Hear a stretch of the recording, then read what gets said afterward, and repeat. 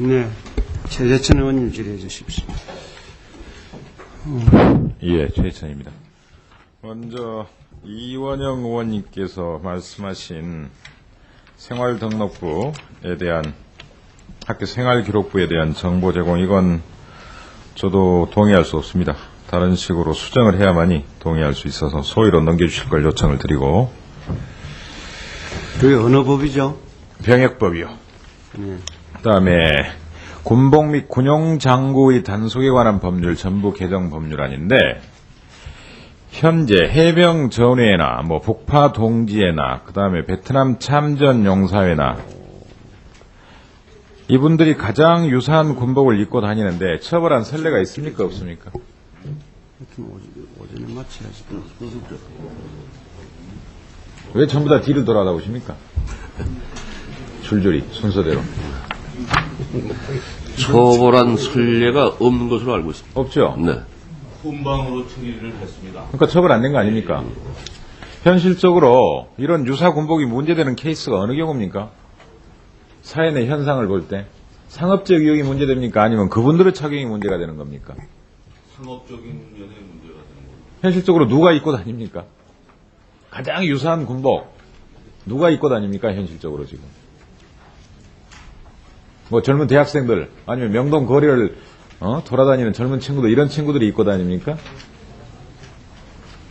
방향이 틀렸어요. 밀리터리 룩은 최대한 살리고 현실적으로 오인 가능성이 있는 군복 착용에 대해서 제한을 가하는 쪽으로 가야죠. 그리고 이를테면 상업적 목적의 이용, 이런 건 터줘야 돼요. 더 이상이 이런 게 규제로 작용해서는 안 됩니다. 이런 긍정적인 측면의 군사문화는 도리어 선도를 시켜줘야죠. 선양을. 부정적인 측면의 군사문화는 잡아나가야 되겠지만 이런 건 도리어 긍정적인 측면의 군사문화들이에요. 해병대 들어가서 간혹 극기훈련 하는 거나 그 다음에 군복을 착용하는 거나 유사군복을 착용하는, 이런 것들은 도리어 풀어나가야죠. 그게 바른 사회의 방향 아닙니까? 자유주의 사회의 방향이고. 그래서 집단으로 착용하는 것을 막는다든가, 그 다음에 집단 착용을 하고 시위를 하는 것을 금지한다든가 이러고, 상업적 목적의 이용에 대해서는 도리어 풀어버려야죠.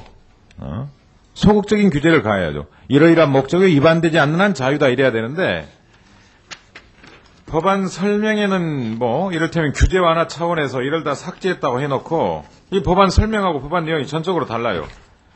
누가 이거 법안 제안 경위 썼는지 모르겠지만 대안의 주요 내용하고 제가 보는 법안은 전적으로 다릅니다.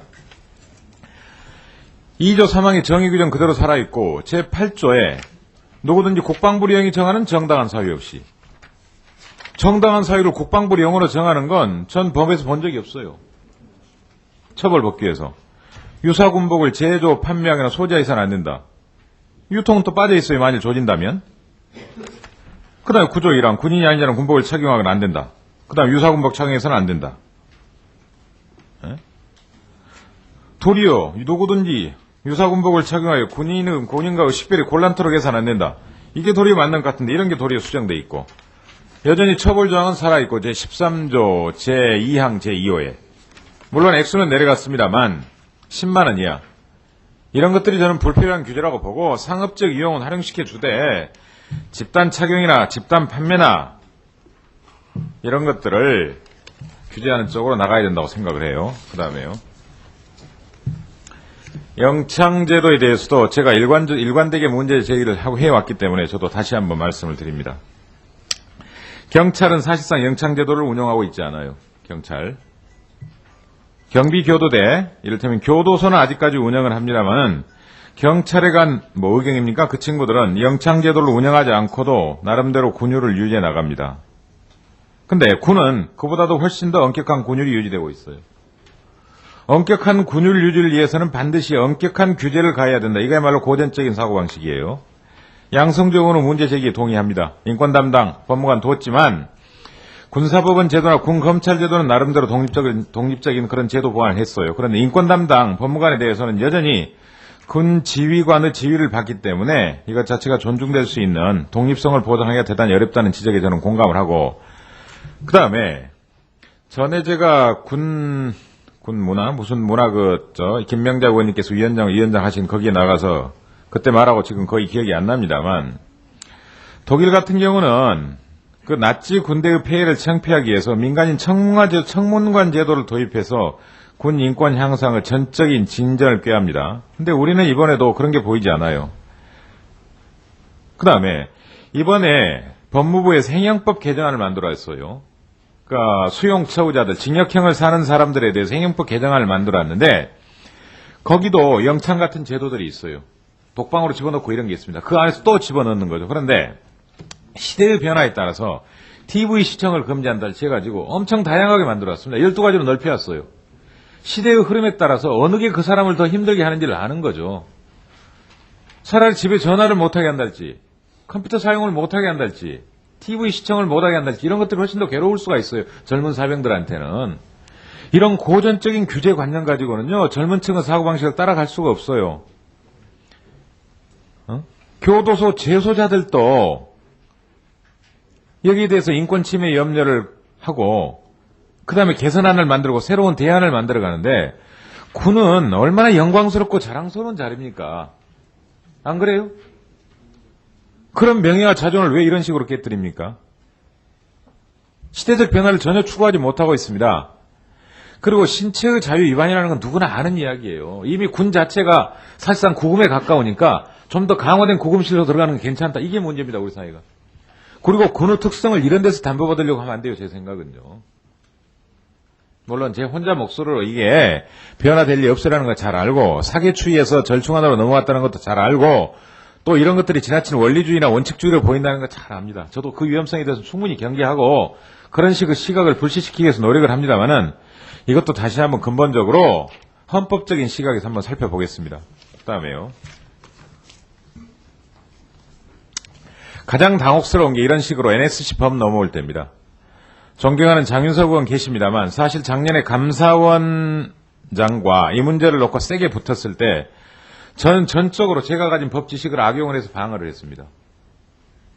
방어 논리는 그야말로 단순합니다. 왜냐하면 우리 헌법에 4개의 자문회의가 있어요. 국가원로 자문회의, 국가안전보장 자문회의, 평통자문회의, 국민경제 자문회의예요. 국가원로 자문회의 지금 죽어 있습니다. 안 합니다. 경제 자문회의 어쩌다 한 번씩 하죠. 평통 자문회의 사실상 외곽단체로만 살아 움직여요. 그렇죠? 유일하게 실효성 있는 주제가 국가안전보장 자문회의예요. 근데 다른 것들은 둘 수 있다는데 이건 둔다예요. 둔다를 가지고 제가 장윤석 의원께 논쟁을 벌였습니다. 그걸 우리한테 유리하게 그래서. 그 다음에 국무회의 심의에 앞서라고 반드시 조항이 나와 있어요. 그래서 심의에 앞서 자문 구하려면 회의를 열어야 될 거 아니냐. 이런 식으로 이 조항을 가지고 저한테 유리하게 해석을 해서 장윤석 의원과 논쟁을 벌였던 기억이 납니다. 물론 제 마음속으로는 일말의 가책이 있었어요. 법률가로서. 왜 다른 자문회의는 전부 다 죽어있는데 이 자문회의만 이렇게 지나치게 실효성 있게 지나치게 기획조정 업무를 담당하는 데에 대해서 불만은 좀 있었지만 여당으로서 어쩔 수 없이 방어를 했어요. 그리고 또 하나입니다. 작년에 법안 보니까 그렇게 돼 있습니다. 작년에 사무처에 사무처장 및 사무차장을 두고 정무직으로 늘리겠다고 가져왔어요. 이때도 한나라당이 결사반대한 거 제가 마지막에 장윤석 의원 개인적으로 모셔가지고 설득했어요. 제발 이거 도와드리겠다고.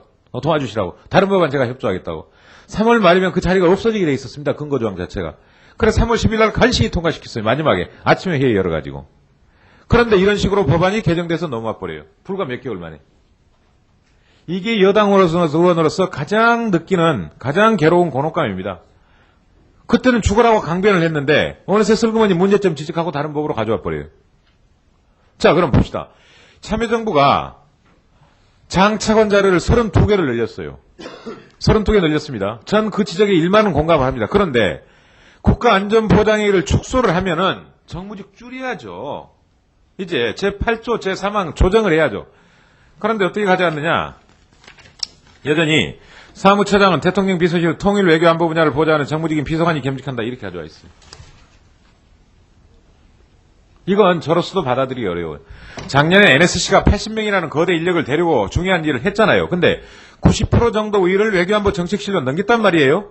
송민순 장관 일로 넘겼어요. 10% 남아있단 말이에요. 단순 자문의장에서 사무처를 두고 회의 준비만 하고 그 다음에 위기상황실만 두겠다는 거예요. 국가안보 종합상황실만. 그러면 줄여야죠. 직급을 낮춰야죠. 이건 여야를 떠나서 솔직하게 대국민을 위해서 반성해야 될 일이에요. 그 다음에요. 국가안보종합상황실 자체도 자문에 안 맞아요. 자문에. 상황실이라는 게 뭡니까? 여러분 군에서 상황실 운영해 봤을 거 아닙니까? 저도 군대 있을 때 상황실 지하 벙커 몇 차례 들어가 봤어요. 훈련 때마다. 법무관 무조건 들어가고 그래서. 그 칙칙한 거기에 들어가서 잠도 못 자고 구석지에서 있던 기억납니다. 응? 갑자기 군사법은 뭐 몇 명이 이를테면 도망갔으니까 어떻게 즉결 재판해라 뭐 이런 거 넘어오면 제가 써서 보내고 이런 기억도 나요. 상황실이 뭡니까? 사실상은 긴급 상황에 대한 집행 업무를 담당하는 겁니다. 그러면 국가안전보장회의는 아까 말씀드린 헌법상 자문 역할만을 하라고 했는데 국무회의 전에 자문만 하라는 거예요. 급한 일 하라는 게 아니에요. 국무회의 일주일에 한 번 열리잖아요.